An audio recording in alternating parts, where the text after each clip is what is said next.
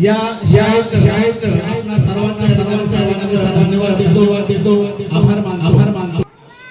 विद्यार्थी मित्र हो, पालक मंडळी, मी या शाळेत 74 काय देणार या 4 वर्षामध्ये पहिली ते 4थी पर्यंत शिक्षण घेतलं आणि या शाळेमध्ये मला ध्वजारोहणासाठी आमंत्रित केलं जातं, ही माझी सन्मानाची बाब आहे।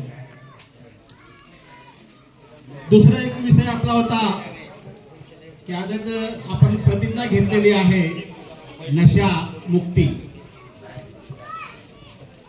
नशा मुक्ती या संदर्भात जवळजवळ 90% परिवारांकडे मोटरसायकली आहेत, ट्रॅक्टर आहेत, सर्व वाहनं आहेत,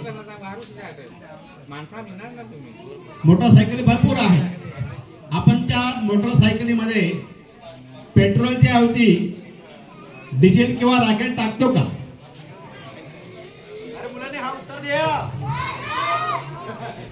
का टाकत नाही?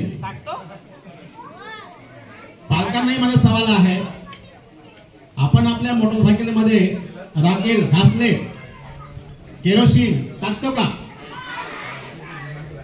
टाकणार नाही, कारण आपली गाडी बिघडणार आहे।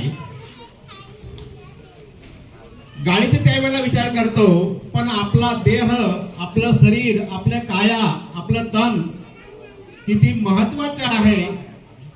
आणि या शरीरामध्ये आपण विमल असेल, गुटखा असेल, दारू असेल, जे काय असेल ते आपण टाकतो आणि आपली जी शरीर आहे, बॉडी आहे, मधले काही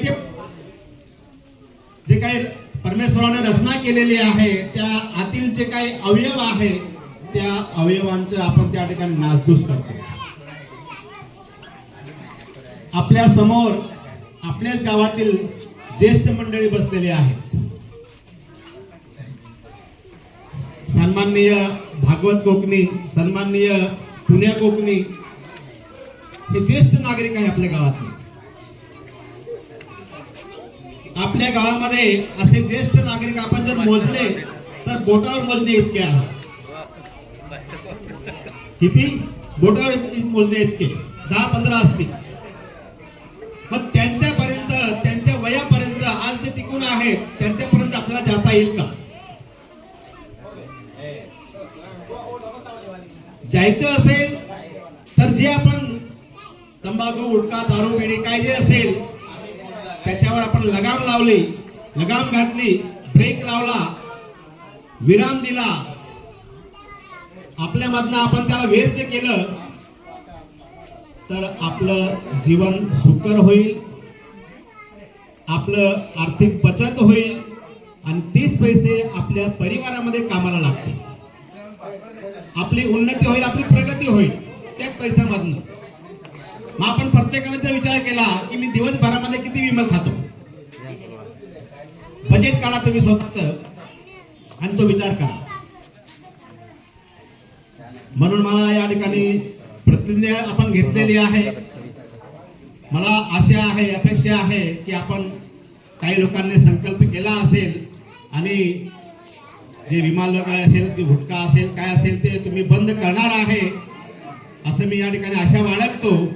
आणि पुनश्च या ठिकाणी मला संधी दिली या संयोजकांचं, इथल्या मुख्याध्यापक, शिक्षक वृंद सर्वांच्या ठिकाणी आभार मानतो आणि माझे 2 शब्द पूर्ण करतो। जय हिंद, जय भारत, धन्यवाद। धन्यवाद कोकणी सर।